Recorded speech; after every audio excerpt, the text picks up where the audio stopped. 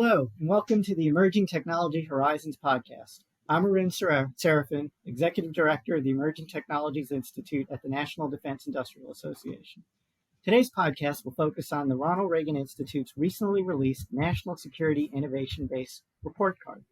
This is a new project focused on assessing the health of the national security innovation ecosystem and built off the Institute's numerous activities, including its 2019 Task Force on 21st Century National Security Technology and Workforce, which was an ambitious project designed to help the United States achieve long-lasting competitive advantage in technology and innovation. My guests today are two good friends who I've worked with over the years, Rachel Hoff and Eric Snelgrove. Thanks to you two for joining. I'm going to do a quick bio for both of you. Rachel serves as Policy Director at the Ronald Reagan Institute, the Washington, D.C. office of the Ronald Reagan Presidential Foundation. Before joining the Institute, she was speechwriter and policy advisor for John McCain at the Senate Armed Services Committee. Rachel has conducted research and outreach for a number of think tanks in Washington, including the American Enterprise Institute, the American Action Forum, and the Foreign Policy Initiative, an organization she helped found in 2009. She's also worked as a legislative assistant for Chairman Mac Thornberry, who's a member of the NDIA ETI Advisory Board. Eric Snelgrove currently serves as the CEO of Revere Federal Strategies, a strategic advisory and government relations firm that works with defense technology companies. Prior to his current role, Eric was a professional staff member with the House Armed Services Committee, where he oversaw more than $50 billion in defense programs and advised members of Congress on many issues, including science and technology, counterterrorism, special operations forces, cyberspace activities, and emerging threats.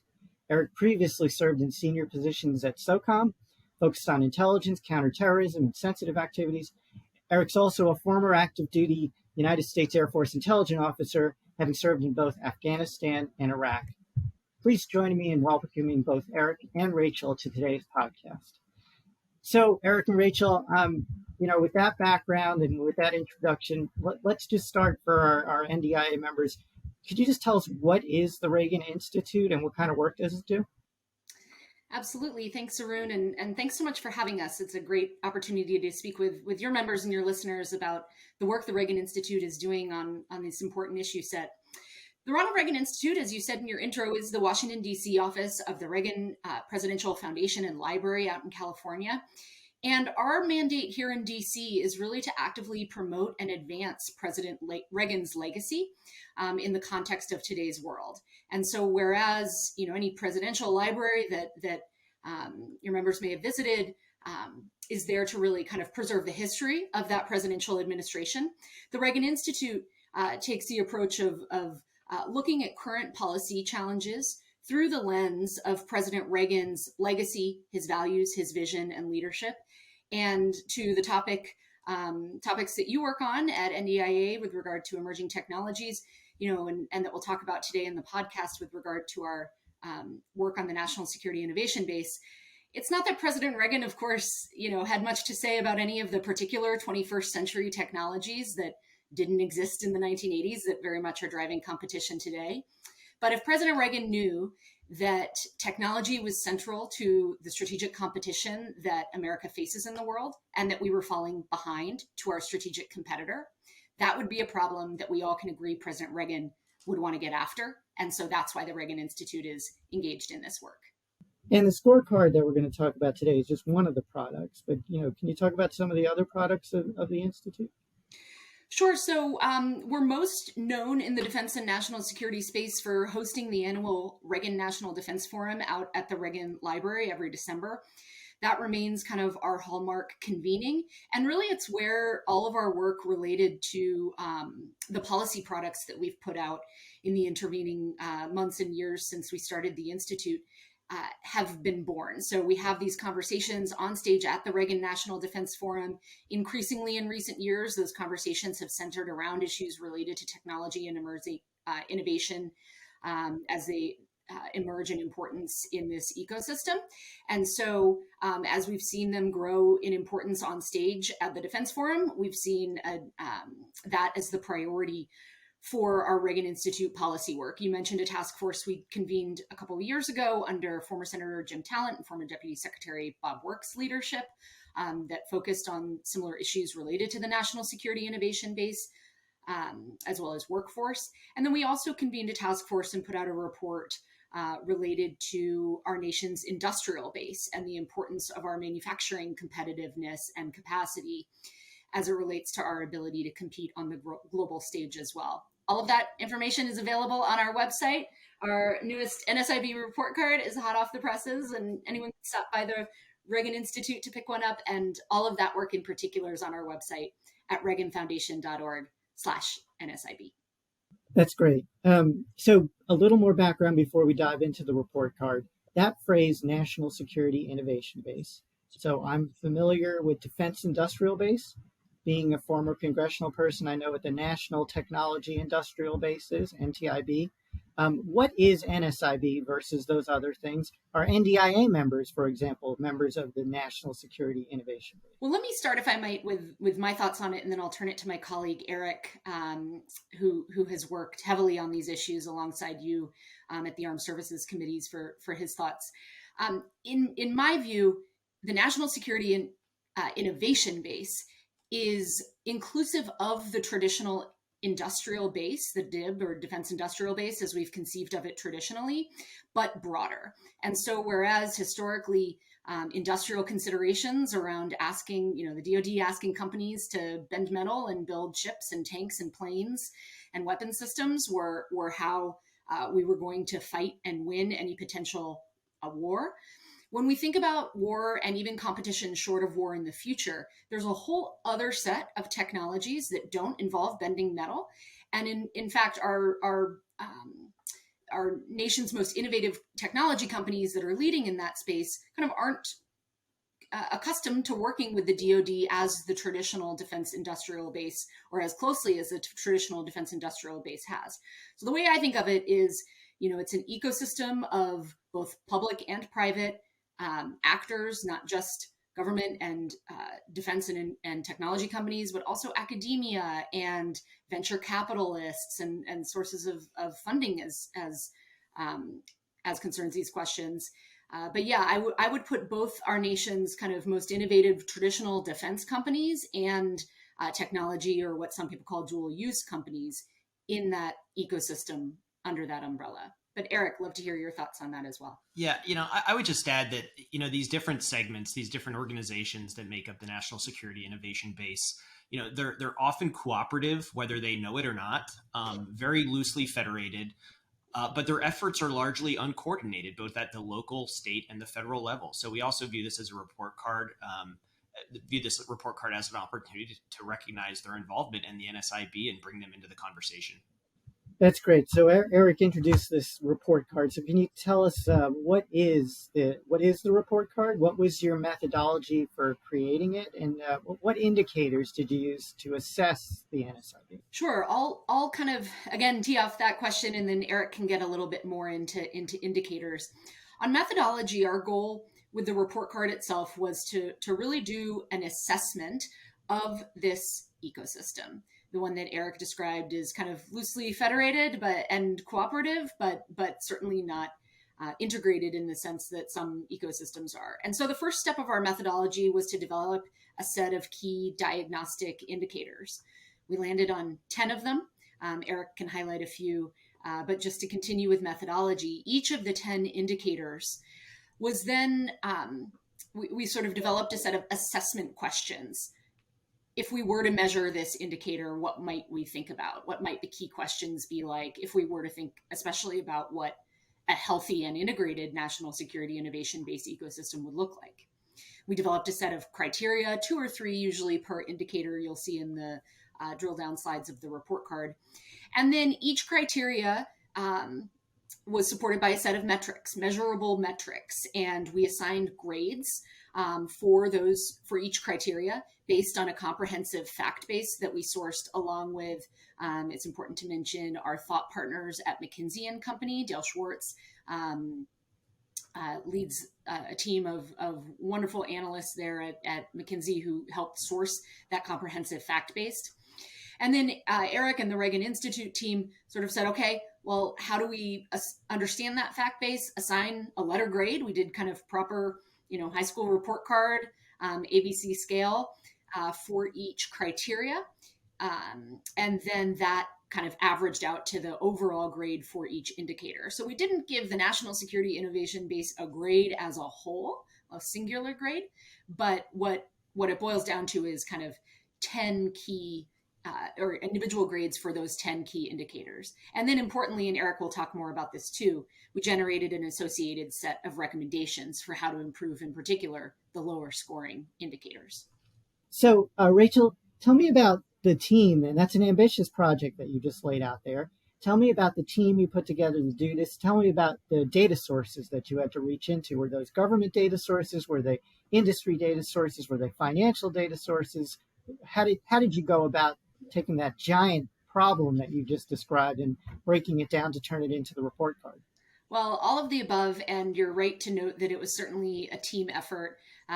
Eric and I, especially Eric, put a huge amount of work into this project, but there was a team, certainly some policy assistance on the Reagan Institute side. I'll acknowledge Connor Fiddler and Thomas Kenna, who assisted with the work, and also the team at McKinsey & Company that I mentioned. And then I want to mention too, and you'll see this kind of in the front matter of the report card itself, we also assembled an advisory board. So it's a group of around a couple dozen, maybe around 20 key stakeholders really from the various aspects of this ecosystem. So you'll see former DoD officials and members of Congress.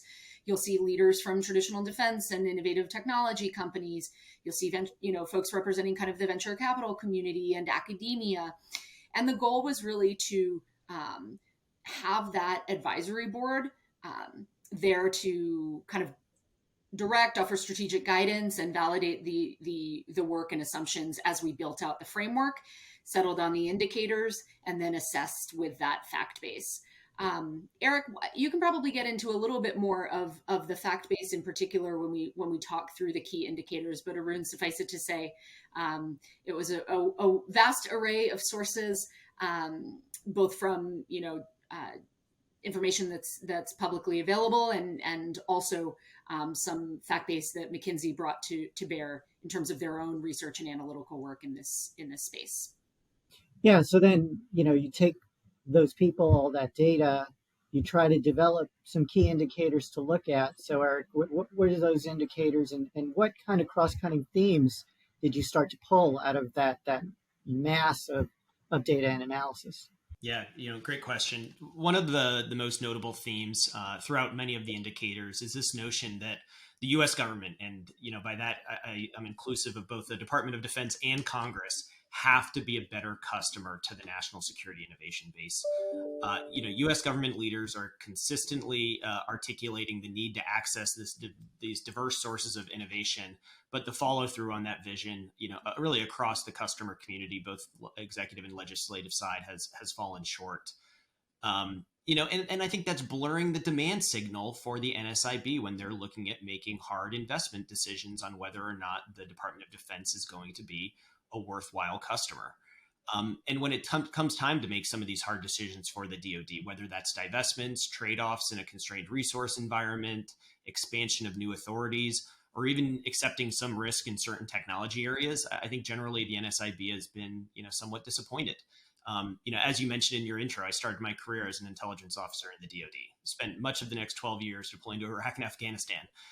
Was fortunate to have the opportunity to experiment with a lot of new technologies, some developed by the DoD labs, federally funded research and development centers, and others developed solely within the private sector. And it really did give me an appreciation for how important that end user feedback is on the front end for defense technology, but also aggravation when you see how difficult it can be to scale from that prototype into actual fielded capability that you need to further the mission. The other theme that is really present throughout many of the indicators is this notion that we have to go faster and be bolder in our reform efforts. Major defense acquisition program cycle times are still, on 20-year averages. And even with record high budgets and record private equity, venture capital funding pouring into defense technology companies, the valley of death for startups is still looming. And that talent gap is just growing from generation to the next. So you're still in the business of warnings and indicators. It's good to hear. But it's a report card in the end after that work. So tell us about the grades, right? What was the the best grade you gave? What was the worst grade you gave, and why? Yeah. So customer clarity was one of the lowest, actually the lowest score of a D. And that was really due to that continued lack of consistency between that rhetoric about the need to innovate and that discrepancy with actually making the big bets and the follow through. There are also really inconsistent tech priorities across the various services and organizations. Novel pathways to scale the technology from prototype to capability are still small, which does create a really blurred demand signal when companies are making those hard decisions. And obviously, the failure of Congress to pass on-time appropriations adds additional delays and costs into this already constrained defense budgeting and staffing process, which you're very familiar with as being a commissioner on the PPBE. But it does, it creates slow procurement pathways for even the most successful members of the NSIB to get their technology into the hands of the warfighter. So customer clarity is an important point, but at some point, we also have to do what's right for the taxpayer and the end user. And so at some points, that's sort of being a tough customer. So when you say customer clarity, what's an example of a behavior that might change that would help, but still not put us in a position where we get ripped off? Yeah, I think there are simple things that wouldn't necessarily cost the government anything other than some time. But when you look at the modernization priorities across the DoD, and Mike Brown from DIU is famous for saying this as well, only a handful of those emerging technologies and modernization priorities have a clear path to a program of record. So if you are a member of the NSIB, whether in academia or a small business, and you're coming to the end of a small business innovation research funded program, you're kind of left wondering what's next. Where do I go from here? How does my technology align with what the warfighter needs when they're stating it's a priority, but they're not giving me a doorway to even knock on? So what's an example then of an area where you gave the system a better grade, a good grade? And I just want to clarify, right? These grades are not for the Department of Defense or the Congress. It's for the system as a whole. Is that correct? Absolutely. Yeah, we are not pointing blame on any one individual or office. This is, this is really a review of the system itself, that ecosystem. And on that note, the top grade in the report card was innovation leadership, which received an A-. America's overall innovation leadership remains a competitive advantage, but one that is at risk, and we cannot be complacent. The U.S. still leads, knowledge output based on some of the key indicators that we looked at, number of global patents, and continues to be a leader in critical technologies based off a host of third-party assessments that we reviewed. However, strategic competitors such as China are gaining influence within a lot of these international standards organizations and have passed the U.S. in percent of research papers in some of the most cited academic journals, which is an indicator of research influence and quality of research. The U.S. has to be more proactive in communicating the risks of some of these Chinese influence within these standard-setting organizations that do threaten some fair competition, impact privacy considerations, and then are increasing some of the barriers to trade. But overall, American leadership in innovation. I might jump in there just to say, when we talk especially about the higher scoring grades, it's important to clarify, especially with I imagine an audience like this podcast, that A+ is not the only good grade. Eric mentioned an A- for innovation leadership is the best grade that we gave in the report card. But even Bs across the indicators are really meant to identify key sources of strength in this American national security innovation ecosystem. Maybe there's some room for growth, whereas A's are really meant to indicate here's where we are best in class, living up to America's potential and the national security mandate. And then as we get down into C's and D's, that's where we're trying to identify vulnerabilities, inconsistencies, and certainly where those vulnerabilities might lead to undermining the health of the ecosystem overall, or become kind of catastrophic areas of weaknesses for our leadership. And as ex-congressional staffers, all three of us are much more comfortable living in the world of C's and D's and asking hard questions about them. But one of the areas that you touched on in the report card, which we're working on here at NDIA and at ETI, and you all are working on as well, is on high skills immigration. Mhm. So, can you tell us what you found there in the world of workforce and high skills immigration? Yeah, so talent base was one of the critical indicators that we reviewed for the report card, and unfortunately, it did receive a D plus. We highlighted some specific areas where recommended improvement would be important. And for this indicator, we did explore both domestic talent in STEM, but also skilled trades, and how well the U.S. leads in attracting and retaining foreign talent for national security missions. So, domestically, the U.S. talent pipeline is somewhat strained. U.S. students are underperforming their peers in NSIB critical capabilities. The defense workforce does not fully engage some of the best of U.S. talent, including proportion of women in the defense workforce. It's somewhat aging, and it's under-indexed on proficiency in priority technology areas. But the foreign talent pipeline is also facing some pretty considerable challenges with a lack of diversity that does present some pretty significant vulnerabilities, the lengthy pathways for visas, competitor programs that are pulling talent away from the United States and really Like a Thousand Talents program in China. exactly.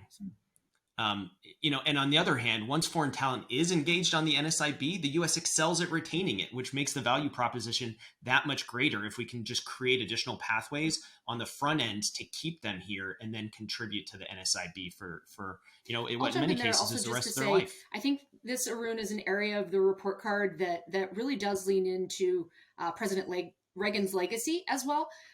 In particular, when you think back to the Cold War, so much of our ability to compete with the Soviet Union was based on America's ability to benefit from the brain drain of the rest of the world.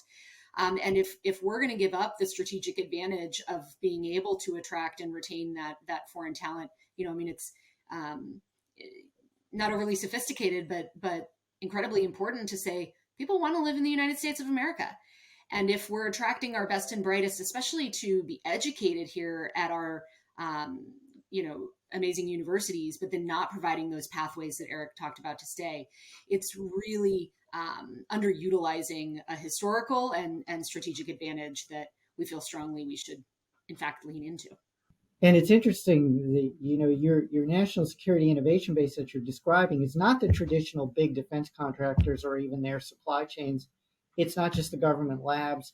It's also the emerging technology companies, the Silicon Valley kind of companies, the venture-backed companies. But you're saying they're all facing these common workforce challenges. Is that correct? I'll start just to say that that's certainly what we found, even as we have done kind of our twin task forces on the innovation base and the industrial base.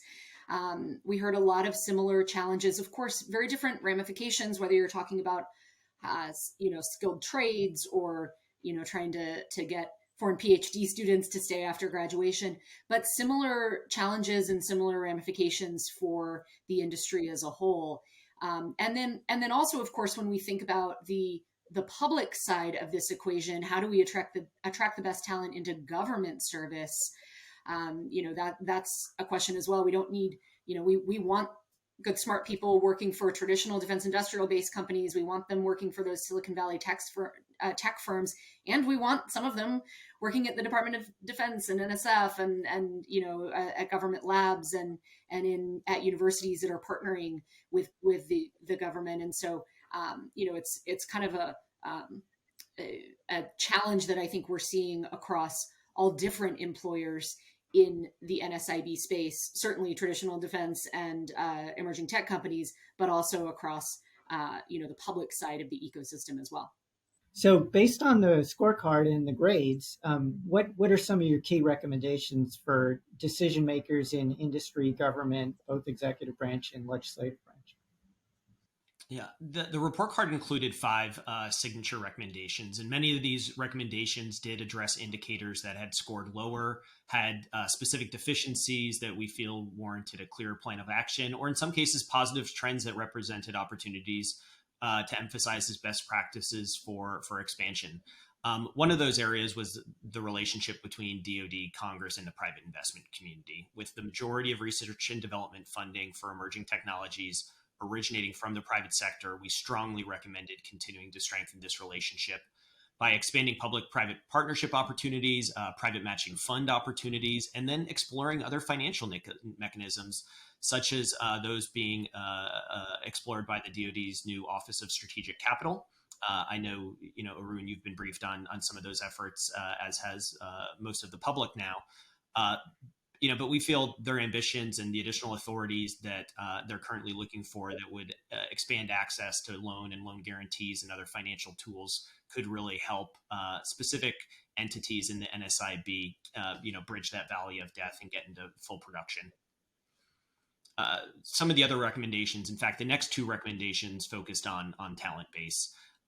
Not only increasing our investment in programs that address some of those aging STEM and skilled trade workforces, but also increasing the DoD scholarship for service output and scaling those early education programs that provide familiarization with national security challenges, get young kids excited about these programs.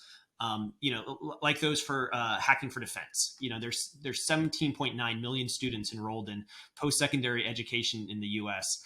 Hacking for Defense reaches about 400 a semester, so 0.002% of U.S. students have an opportunity to participate in that program. Seems like we could do better and create more opportunities for those shared experiences. Eric gets an A for math right there. That was good. Yes, it's one of my. I took a Hacking for Defense course. And the next recommendation, which also focused on talent base, was specifically focused on what we talked about before, foreign talent pipelines, and creating additional pathways for foreign students to remain in the country upon graduation and work on national security problems. The fourth recommendation in the report card was specifically looking at international science and technology partnerships, which we haven't talked about yet today, but is actually near a decade low. And we understand it's not just about quantity. These partnerships need to be strategically aligned against critical technologies, defense modernization priorities, global supply chain vulnerabilities, supply chain resilience, human capital exchanges, and then shared R&D investments to offset what can be, fairly expensive investments into some of these research and development programs. So more things like AUKUS, you would say. More things like AUKUS, but even at the grassroots level, things like Task Force 59 in CENTCOM, which is, recently announced it's expanding to some other areas of operation as well. But, it's the experimentation with new capabilities combined with feedback from end users and feedback from partners, because not all of our partners require AUKUS-like capability. Oftentimes it's much less sophisticated, but just as worthwhile on the battlefield. And then finally, the last recommendation was, a little bit broader, but the DoD has to make bigger, bolder bets on emerging capabilities, space, autonomy, artificial intelligence, the capabilities that are more resilient and more effective in today's changing threat environment. Now, alongside that, Congress can provide a little bit more flexibility and funding to help accelerate and keep up with technological advances, provide avenues for some of these non-traditional suppliers to not just receive a prototype, other transaction authority, but scale to production. And these are critical to the customer clarity indicator that we talked a lot about today, and kind of cleaning up that customer demand signal that's coming from both the department and Congress. And we very much look forward to the recommendations of the PPBE Commission, because we think some of what we're talking about on customer clarity is directly tied to the system that we've built. Well, I would say as a member of that commission, we've definitely heard your reports, looked at the report card, and we're looking forward to engaging you guys in more detail on helping shape our recommendations on the commission side. The commission's definitely reacting to the report card. How has the Congress and the Pentagon and the White House? We've had a great response so far in the briefings that we've done with officials both on Capitol Hill and in the administration. I'll commend to your listeners as well. We hosted a public conference and National Security Innovation Base Summit at the Reagan Institute in March when we launched the report card, and they can hear for themselves the reaction from government officials like Dr. LaPlante and some acquisition officials from the department and kind of former policymakers, as well as members of Congress. One thing I'll say in particular in terms of how we And those are all available on your they are, YouTube yeah, site. they're available at that website I mentioned earlier, reaganfoundation.org/NSIB. And one of the things in particular that we've heard is useful to these policymakers is exactly one thing that we were hoping to fill, kind of a gap that we were hoping to fill with the report card, which was to do kind of an honest and holistic assessment to identify where we need more investments, more policy interventions, what have you. There's been a lot of work in this space in the last, I don't know, 10 years, right? Think tanks, industry organizations, yours Institute is a great example of that. But think tanks doing task forces. We've done task forces. There's been congressional task forces and congressionally mandated commissions, and all of that is really important. And what part of our kind of going in assumption and doctrine was, okay, let's see what's making a difference, where we've moved the needle, and where we still are identifying weaknesses in this ecosystem that maybe aren't on the radar of the various task forces and commissions and working groups that have already spoken on this topic. And so that's been one thing in particular that policymakers have highlighted. Certainly the recommendations that Eric reviewed targeted at some of those lower scoring indicators. And one thing I'll say, this is the first report card. So we kind of did a trend line assessment going back about 5 years. Are we moving in the right direction on this, in the wrong direction on this, or staying static? So Eric mentioned our highest scoring leading indicator was American innovation, but the trend line on that is headed in the wrong direction. And what we'll be able to see as we do future report cards is kind of see exactly that. Well, where are those trend lines actually going when we repeat the assessment moving forward in the future? So we're coming up on the close here, and I just want to close with a couple of questions. One is, do you feel like most of these recommendations and most of these challenges are the solutions are pretty bipartisan in nature? I mean, it's the Reagan Institute, but that doesn't imply anything about the style of problem you're looking at or solution that you're seeing. Is that fair to say? That's a really important point, Arun. Thanks for raising it. I mentioned our advisory board earlier in the podcast, and I failed to note that it is a bipartisan advisory board. I mentioned our task force co-chaired by Bob Work and Jim Talent earlier, a bipartisan pair there. And one of the things that I've been really encouraged by, especially somebody who's been working in policy circles in DC for coming on 20 years now, is that this actually remains a really important area of bipartisan cooperation. So I'll even say, the term national security innovation base, and other people, we use that language, we like that language, you think it's a helpful kind of framework, but, other people can call it other things, and the important aspect is that the issues are getting attention and action. But that's a term, the National Security Innovation Base, that came out of the Trump administration's national security strategy. Nadia Shadlow, who worked on that strategy, served on our task force on the topic. And it was kind of introduced in the strategy, but didn't have, we thought it was helpful, but didn't have much context to it. And so we've tried to do some work to build out the concept and define the ecosystem and assess now the ecosystem, as well as providing recommendations. But even though, there aren't too many things, that come out in the context of a partisan administration that really do gain sustained bipartisan traction. But in my view, this issue set is really one of them. And it's a good example of something where you've seen sustained attention to this issue set into now the Biden administration. Certainly there are both Democrats and Republicans on Capitol Hill who are leading on these issues. So last question for me. So it's a report card and the student did pretty good. Okay. But there's other students in the class. So how are the other students doing if you tried to give them similar grades? So I'm going to pick a country at random. Denmark. No, China is what I'll pick. How is China doing? Yeah, and these similar indicators. What grades would you give China?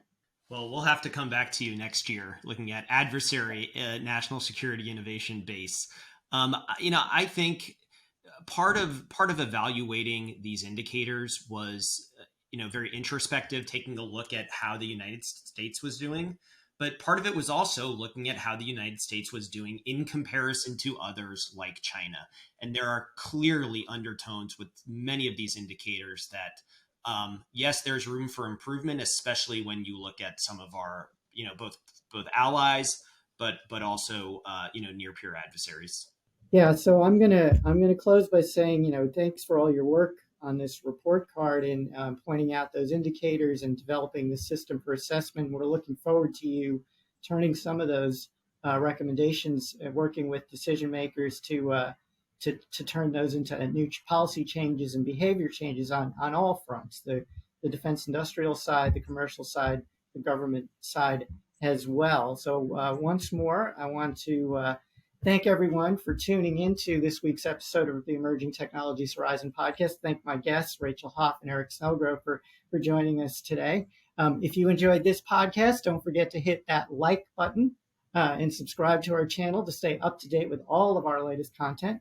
Before we end this episode, I want to mention that NDIA and the Emerging Technologies Institute are hosting our first annual Emerging Technologies Conference at the JW Marriott in Washington, D.C., August 28th to 30th, 2023, so at the end of this summer. It's going to be a great opportunity for NDIA members and others to hear from DoD leaders, including Heidi Shue and Bill LaPlante and others, about programs and policies and business and partnership opportunities focused on the kinds of things that we talked about today with the report card, how to move emerging technologies more rapidly into production and operational use to meet the missions of today and tomorrow. It'll be a chance to hear from government, industry, and academic leaders on the latest technology trends and developments in emerging technologies. And of course, like all NDIA events, a great opportunity to network and develop partnerships in all of these fast-moving areas.